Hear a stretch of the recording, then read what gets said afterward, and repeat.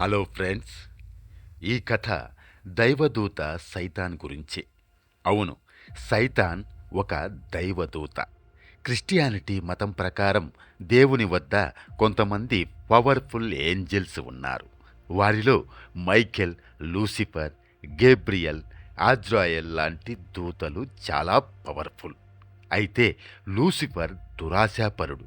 Lucifer అందరికంటే powerful. అందుకే అహంకారంతో భగవంతుడినే ఎదిరిస్తాడు. తన అనుచరులతో కలిసి విద్రోహం చేస్తాడు. అందుకే గాడ్ తరపున మైఖేల్ లూసిఫర్తో యుద్ధం చేస్తాడు. మైఖేల్ శక్తులు లూసిఫర్ కన్నా తక్కువ అయినప్పటికీ గాడ్ అతనికి కొత్త శక్తులు ఇవ్వడంతో మైఖేల్ లూసిఫర్ని ఓడించేస్తాడు. ఆ తరువాత గాడ్ ఆదేశాల మేరకు లూసిఫర్ని పాతాళంలో పడేస్తాడు. అక్కడి నుంచి తప్పించుకోకుండా ఒక దివ్య కత్తితో పాతాళంలోనే బంధించేస్తాడు.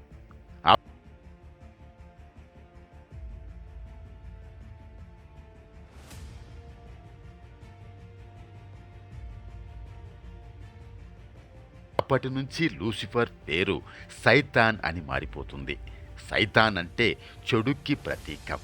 అతడినే ఇంగ్లీష్లో డెవిల్ అని కూడా అంటారు.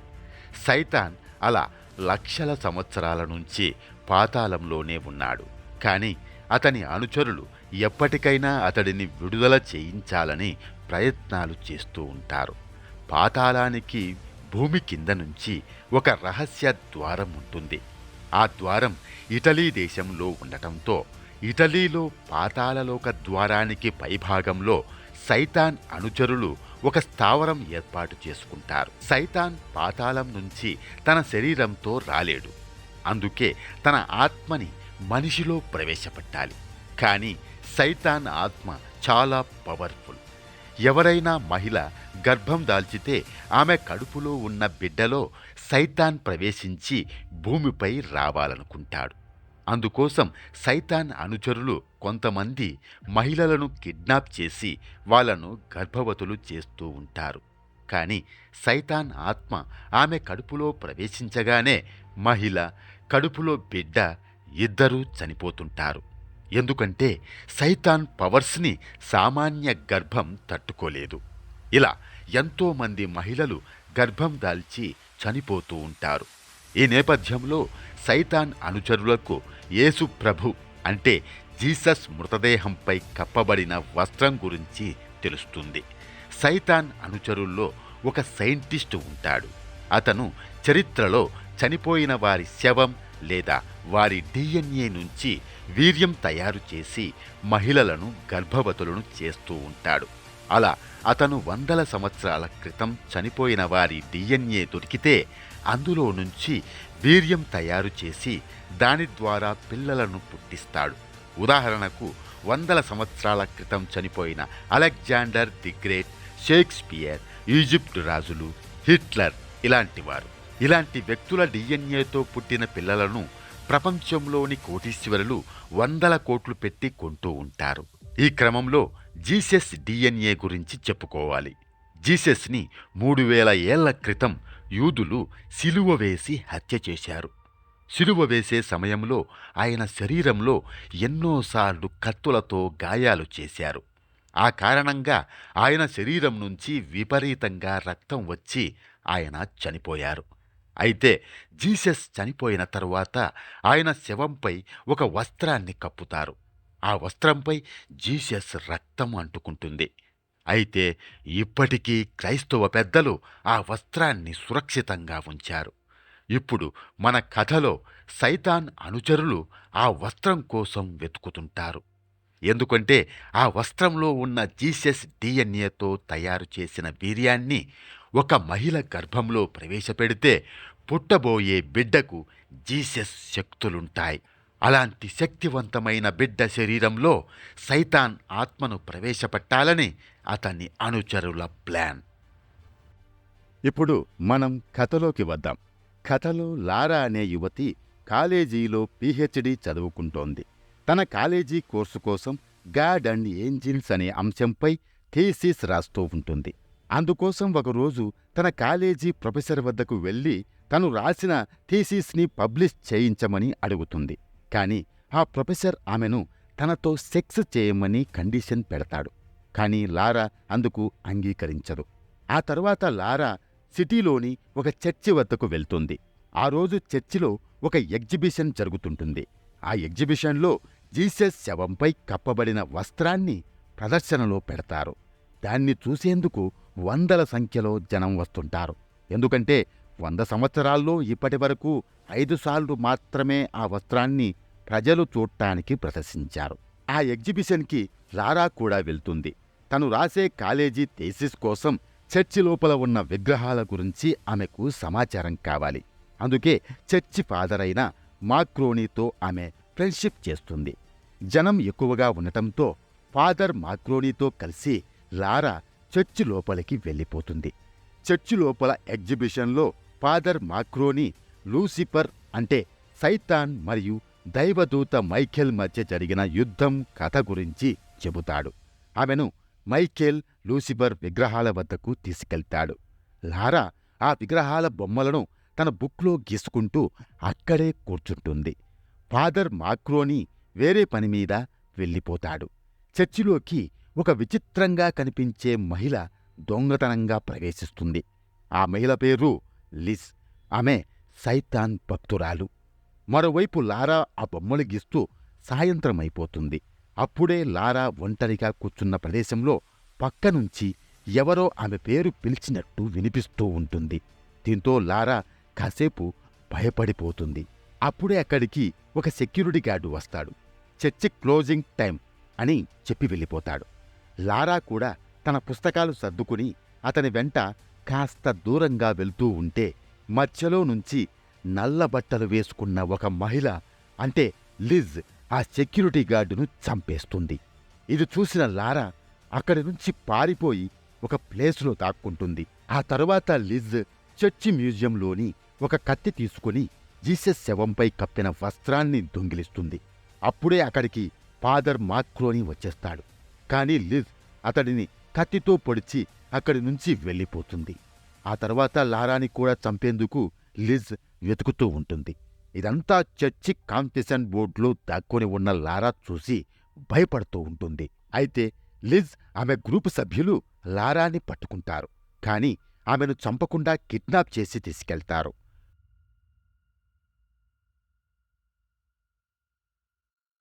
మరోవైపు ఫాదర్ మాక్రోనీ చనిపోతూ దైవదూత మైఖేల్ని ఆహ్వానం చేస్తాడు. దీంతో దైవదూత మైఖేల్ ఆత్మ చనిపోయిన ఫాదర్ మాక్రోనీ శరీరంలోకి ప్రవేశిస్తుంది.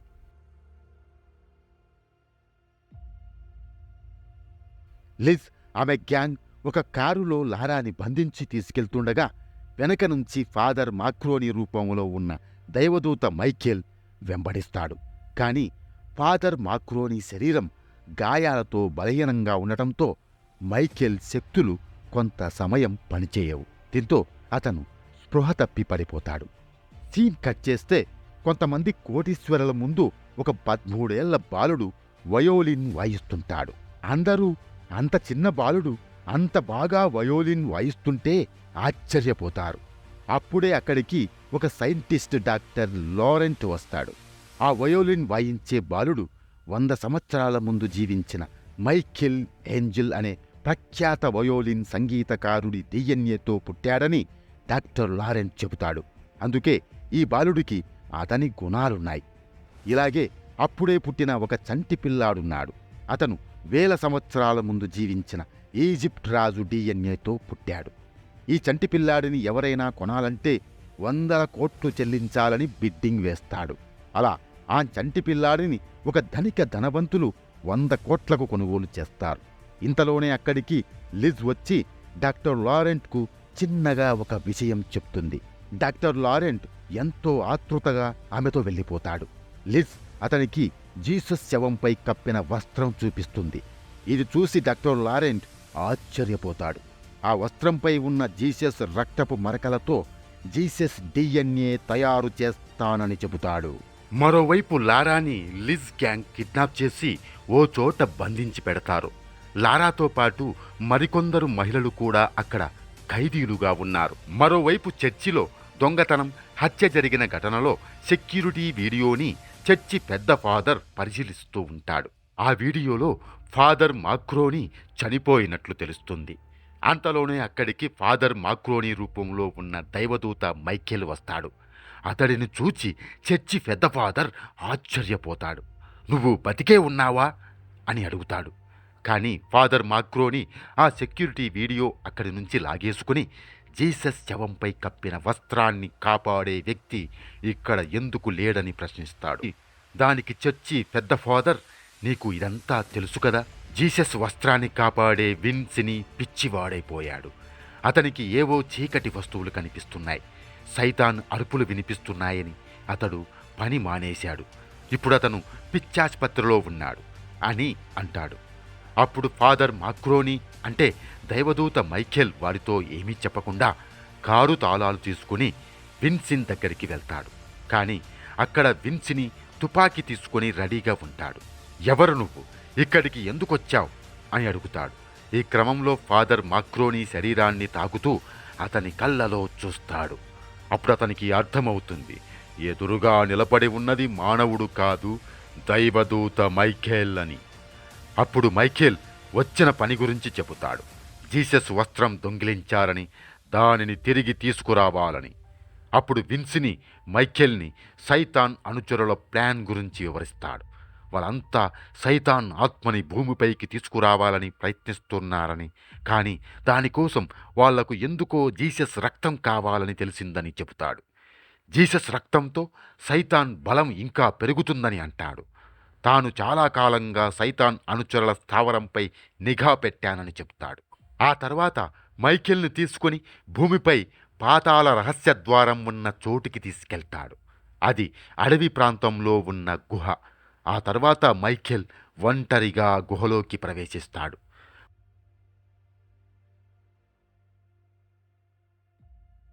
మరోవైపు సైంటిస్ట్ డాక్టర్ లారెంట్ జీసస్ డిఎన్ఏతో వీర్యం తయారు చేశానని లిజ్తో అంటాడు. ఆ వీర్యంతో లారా మరో మహిళను బలవంతంగా జీసస్ వీర్యంతో ప్రెగ్నెంట్ చేస్తారు.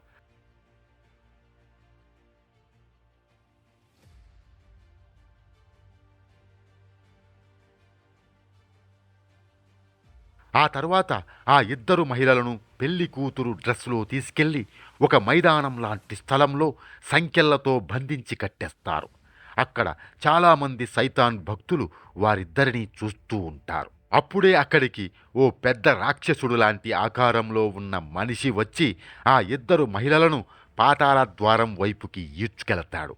అక్కడ ఒక పెద్ద పంజరంలో ఆ ఇద్దరు గర్భం దాల్చిన మహిళలను బంధించి ఆ పంజరాన్ని మెల్లగా పాతాళలోకంలోకి దించేస్తాడు. పాతాళంలో ఇది గమనించిన లూసిఫర్ అంటే సైతాన్ తన శరీరాన్ని తానే కాల్చుకొని ఆత్మరూపంలో ఆ మహిళల వైపు వెళతాడు.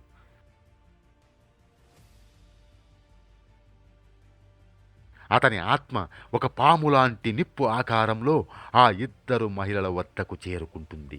ముందుగా ఆ విచిత్ర పాము రూపంలో ఉన్న సైతాన్ లారా పక్కనే ఉన్న మహిళ నోట్లో దూరిపోతుంది.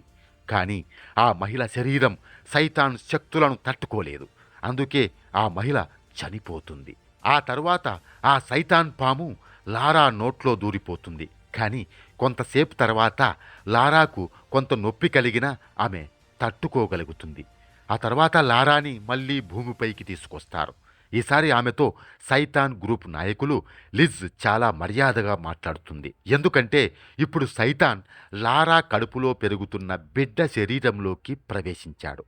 మరోవైపు మైఖేల్ దొంగచాటుగా సైతాన్ గ్రూపు అడ్డాలోకి ప్రవేశించి జీసస్ శవంపై కప్పిన వస్త్రాన్ని తీసుకుంటాడు. కానీ వెళ్తూ వెళ్తూ కంప్యూటర్లో లారాని చూస్తాడు. ఆమెను ప్రత్యేకంగా ఒక గ్లాసు గదిలో బంధించి ఉండడం చూసి ఏదో జరుగుతోందని అనుమానిస్తాడు. అప్పుడే అక్కడికి డాక్టర్ లారెంట్ వస్తాడు.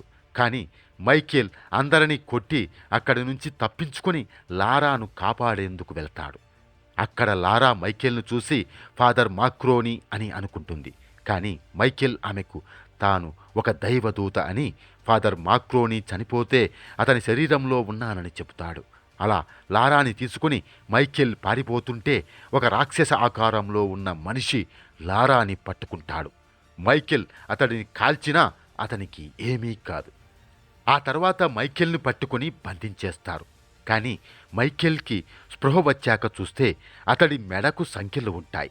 మైకేల్ తన శక్తులతో ఆ సంకెళ్లను తెంచేస్తాడు. ఆ తర్వాత మైకేల్కు పాతాళానికి వెళ్ళే రహస్య ద్వారం కనిపిస్తుంది. ఆ ద్వారాన్ని తెరిచి మైకేల్ అందులోకి దూకేస్తాడు. అలా పాతాళంలోకి వెళ్ళిన మైకేల్ని సైతాన్ అనుచరులు పట్టుకుంటారు. అక్కడ సైతాన్ ఉండడు. అక్కడి నుంచి సైతాన్ ఎప్పుడూ తప్పించుకుంటాడు. ఇప్పుడు మైకేల్ని సైతాన్ కత్తితో బంధించేస్తాడు. ఫ్లాష్ బ్యాక్లో మనం చూశాం, మైకేల్ వద్ద ఒక దివ్య కత్తి ఉంటుంది. ఆ కత్తితోనే మైకేల్ పాతాళంలో సైతాన్ని బంధించేస్తాడు. కానీ సైతాన్ తన దేహాన్ని కాల్చుకొని అక్కడి నుంచి తప్పించుకుంటాడు. ఇప్పుడు ఆ కత్తి కూడా అక్కడ లేదు. మరోవైపు లారా ముఖం చాలా బలహీనంగా కనిపిస్తూ ఉంటుంది. అంతలోనే అక్కడికి లిజ్ వస్తుంది. దాంతో లారా తన శరీరానికి ఏం జరుగుతోందని అడుగుతుంది.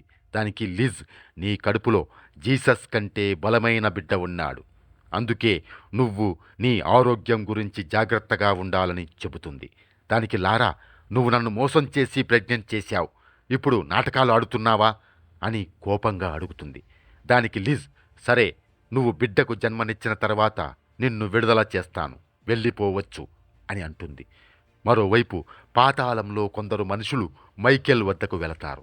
అప్పుడే మైకేల్, మీరంతా మానవులు, ఈ పాతాళంలోకి ఎలా వచ్చారు అని అడుగుతాడు. అప్పుడు వాళ్ళు, మిమ్మల్ని బలవంతంగా ఇక్కడికి సైతాన్ అనుచరులు పడేశారు. ఇక్కడ కొన్ని సైతాన్ అనుసరించే వాళ్ళు మమ్మల్ని పట్టుకుని చంపుకు తింటున్నారు. వాళ్లకు ఆహారంగా మమ్మల్ని ఇక్కడ పడేశారు అని అంటారు. దానికి మైకేల్, మీ అందరినీ నేను విడిపిస్తాను. నేను దైవదూత మైకేల్ని. నా దివ్య కత్తి ఇక్కడే ఉండాలి, దాన్ని తీసుకురండి అని చెబుతాడు. కానీ వాళ్ళు అతని మాటలు నమ్మరు. మరోవైపు లారా శరీరంలో నుంచి నల్ల పొగ బయటికి వస్తుంది. అందులో నుంచి ఆ సైతాన్ పాము బయటకు వచ్చి మళ్ళీ లారా చెవిలోకి దూరిపోతుంది. అలా లారా శరీరం రోజురోజుకి బలహీనపడుతూ ఉంటుంది. స్కానింగ్లో చూస్తే కడుపులో బిడ్డ రాక్షసుడిగా ఉంటాడు. అది చూసి లారా భయపడిపోతుంది. అలా లారా బలహీనంగా ఉండటంతో ఆమె తలపై వెంట్రుకలు కూడా రాలిపోతాయి. ఈ క్రమంలో నెలలు గడిచిపోతాయి. ఓ రోజు సైతాన్ లారా కడుపులో నుంచి బయటకొచ్చి పాతాళంలోకి వెళ్తాడు. అక్కడ ఒక రాక్షసుడి శరీరంలోకి ప్రవేశించి మైకేల్తో ఇలా మాట్లాడతాడు. చూశావా మైకేల్, నువ్వు ఇక్కడే బందీగా ఉండిపోతావు. నేను మాత్రం జీసస్ అంశతో పుట్టిన బిడ్డ శరీరంలో ప్రవేశించి ఈ ప్రపంచంలోని మానవులందరినీ నా బానిసలుగా చేసుకుంటాను. వాళ్ళు నన్నే పూజిస్తారు. నువ్వు దేవుడు ఓడిపోయారు అని చెప్పి వెళ్ళిపోతాడు. ఈ మాటలన్నీ అక్కడే పక్కనే ఉన్న మనుషులు వింటారు. అక్కడున్న వ్యక్తి నిజంగా దైవదూత మైకేల్ అని వాళ్ళు తెలుసుకుంటారు. అంతా కలిసి మైకేల్ సంఖ్యలను తెంచడానికి ప్రయత్నిస్తారు. కానీ అలా చేయలేకపోతారు. అప్పుడు మైకేల్, నా దివ్య కత్తి తెచ్చి ఇవ్వండి చాలు అని వాళ్ళను అడుగుతాడు. వాళ్ళలో ఒకడు మైకేల్ కత్తి ఇవ్వగానే మైకేల్ తన అసలు రూపంలోకి వచ్చేస్తాడు. అక్కడున్న సైతాన్ రాక్షసులు అది చూసి పారిపోతారు. ఆ తరువాత మైకేల్ మళ్ళీ తిరిగొచ్చి వాళ్ళను కాపాడుతాను అని మాటిచ్చి వెళ్ళిపోతాడు. అలా మైకేల్ అదృశ్యమై మళ్ళీ సైతాన్ అడ్డాలోకి ఫాదర్ మాక్రోనీ శరీరంతో వస్తాడు. మరోవైపు లారా ఓ బిడ్డకు జన్మనిస్తుంది. ఆ తర్వాత లారాని పాతాళంలోకి పడేస్తారు. ఆ బిడ్డను లిజ్ తీసుకుని సైతాన్ భక్తులకు చూపిస్తుంది. వాళ్ళంతా ఆ బిడ్డను చూసి తలలు వంచుతారు. ఆ తర్వాత లిజ్ ఆదేశాలతో ఒక రాక్షసుడి లాంటి మనిషి పెద్ద సంఖ్యల బ్లేడుతో అక్కడున్న సైతాన్ భక్తులను చంపి సైతాన్కు నరబలి సమర్పిస్తాడు.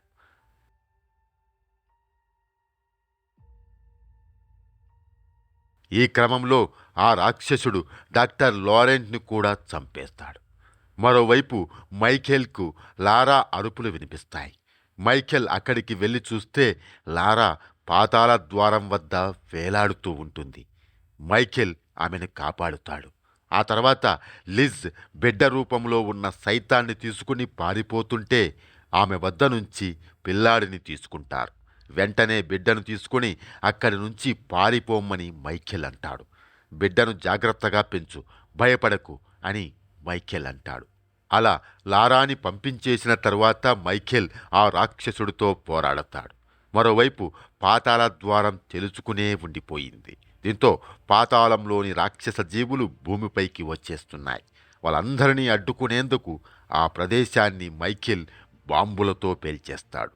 దీంతో పాతాళ ద్వారం మళ్ళీ మూసుకుపోతుంది. ఆ తర్వాత లారా తీసుకొచ్చిన జీసస్ వస్త్రాన్ని విన్సీని తిరిగి మ్యూజియంలో భద్రంగా పెట్టేస్తాడు. మరోవైపు మైఖేల్ పాతాళంలోకి వెళ్ళి అక్కడి మనుషులను విడిపించి తన మాట నిలబెట్టుకుంటాడు. ఈ సినిమా చివర్లో కొన్ని సంవత్సరాల తర్వాత లారాకు పుట్టిన పిల్లాడి వయసు 5 సంవత్సరాలుంటుంది. లిజ్ రహస్యంగా వాళ్ళని వెంబడిస్తూ ఉంటుంది. కానీ లిజ్ని ఆ పిల్లాడు చూసుకుంటాడు. లిజ్ లూసిఫర్ అని పిలుస్తుంది. అప్పుడే ఆ పిల్లాడి శరీరంలో నుంచి సైతాన్ ఆత్మ నల్లని పొగలాగా బయటికి వస్తూ ఉంటుంది. కానీ ఆ పిల్లాడు ఆ పొగని మళ్ళీ పీల్చుకుంటాడు. అంటే ఆ పిల్లాడిలో జీసస్ శక్తులున్నాయి. ఆ శక్తులతో అతను సైతాన్ని తన శరీరం లోపలే బంధించి కట్టడి చేస్తాడు. ఇదంతా సృష్టికర్త అయిన గాడ్ ప్లాన్. సైతాన్ ఒకటి తలిస్తే ఆ భగవంతుడు మరోటి చేశాడు. సో ఫ్రెండ్స్, ఇది మన స్టోరీ. ఈ స్టోరీ మీకు ఎలా అనిపించిందో కామెంట్ చేయండి, లైక్ చేయండి. ఇలాంటి ఇన్స్పైరింగ్ వీడియోస్ కోసం సబ్స్క్రైబ్ చేసుకోండి. బాయ్.